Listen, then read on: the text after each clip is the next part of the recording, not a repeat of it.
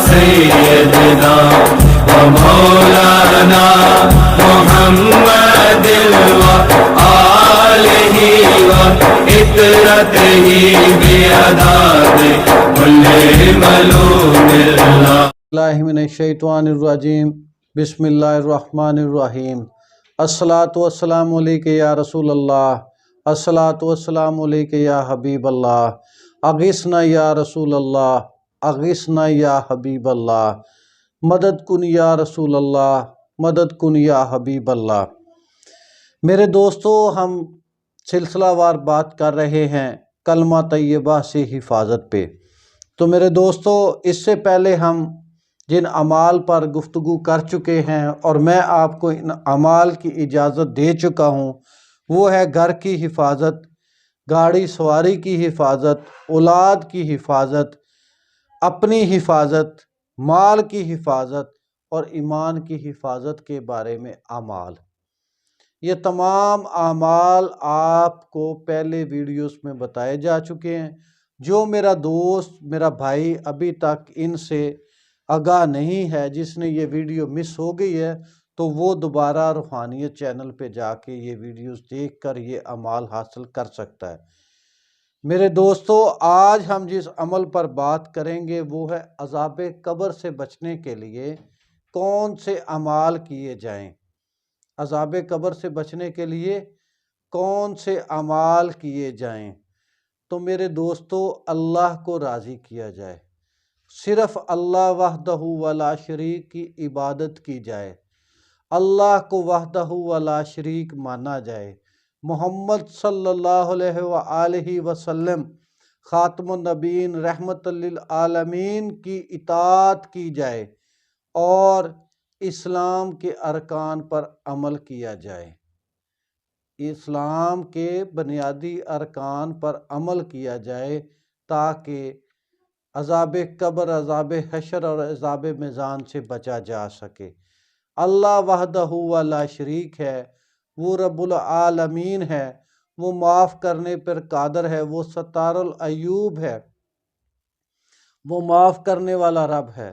میرے دوستو، ہر وقت اللہ سے اپنے گناہوں کی معافی طلب کی جائے، اللہ سے ہر وقت گناہوں کی معافی چاہی جائے، اللہ سے توبہ طائب ہوتے رہیں اور نیک اعمال کیے کرتا رہے بندہ، تاکہ روز محشر آقا صلی اللہ علیہ وآلہ وسلم جب کھڑے ہوں، وہاں پہ تشریف فرما ہوں روز محشر میں، ان کے سامنے جب یہ امتی پیش ہوں تو ان کے چہرے، ان کی گردنیں اللہ کے حضور نہ جھکیں، اور یہ نبی صلی اللہ علیہ وآلہ وسلم کے سامنے شرمندہ نہ ہوں کہ ہم آپ کے امتی تھے اور ہم کیا اعمال لے کر آ گئے ہیں. اللہ سے ہر وقت توبہ کریں، اللہ سے اپنے گناہوں کی معافی چاہیں، اللہ سے ہر وقت رجوع کریں، اللہ سے بار بار توبہ استغفار کر کے اللہ سے رجوع کریں. تو میرے دوستو، اب ہم چلیں گے ان اعمال کے بارے میں جو اولیاء اللہ نے تلقین فرمائے اور جو ان کے تجربات تھے، ان میں سے انہوں نے چند اعمال بتائے. تو ان اعمال کو کرنے کے لیے انہوں نے جو اپنے مریدین کو نصیحتیں فرمائیں. ہم چلتے ہیں ایسے اعمال کی طرف. تو اس سے پہلے آپ روحانیت چینل کو سبسکرائب کر لیں تاکہ آئندہ آنے والی ویڈیوز آپ کو بر وقت مل سکیں. تو میرے دوستو، آپ نے غسل کرنا ہے، پراپر غسل کرنا ہے. غسل کر کے آپ نے 2 رکعت نماز نفل استغفار توبہ کے ادا کرنے. نماز توبہ آپ نے ادا کرنی ہے اور اس میں آپ نے سورہ علم نشرہ، سورۃ فاتحہ کے ساتھ دونوں رکعتوں میں 21 بار ملا لینی ہے. 2 رکعت نماز نفل ادا کرنے ہیں، سورہ فاتحہ کے ساتھ دونوں رکعتوں میں 21 بار سورہ علم نشرہ شریف ملا لینی ہے، اور پھر اللہ کے حضور توبہ استغفار کر کے اللہ سے اپنے گناہوں کی معافی مانگنی ہے.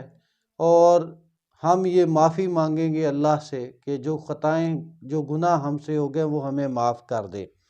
اور نبی صلی اللہ علیہ وآلہ وسلم کی بارگاہ میں ہدیتاً پیش کر دیں گے۔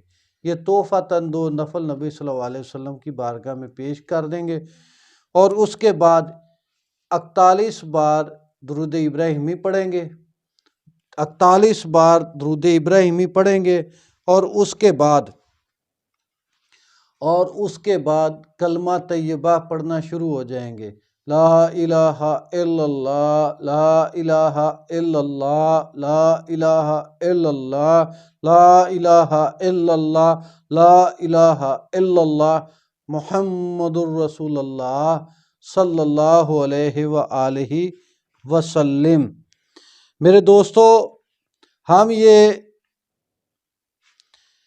70,000 بار کلمہ طیبہ پڑھیں گے، 70,000 بار کلمہ طیبہ پڑھیں گے۔ یہ ایک نشست میں ہو جائے، 2 میں، 5 میں، 10 میں، جتنا آپ آسانی سے کر لیں، اس میں 70,000 بار کلمہ طیبہ پڑھیں گے۔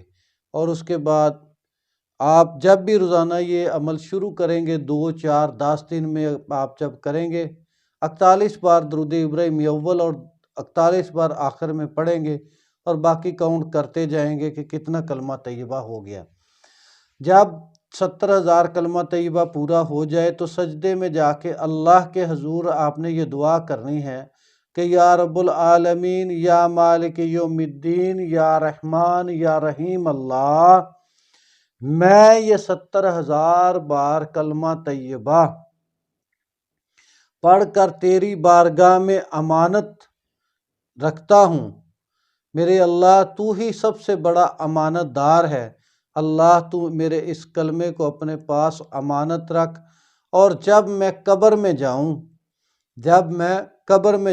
جب میرے عزیز و اقارب، میرے دوست مجھے منو مٹی کے نیچے دفن کر کے واپس جا رہے ہوں، تو میرے اللہ یہ کلمہ طیبہ تو مجھے عطا کر دینا، یہ کلمہ طیبہ مجھے تب عطا کر دینا تاکہ میں عذاب قبر سے بچ سکوں۔ میری قبر میں 70,000 کلمے کا نور عطا فرما دینا۔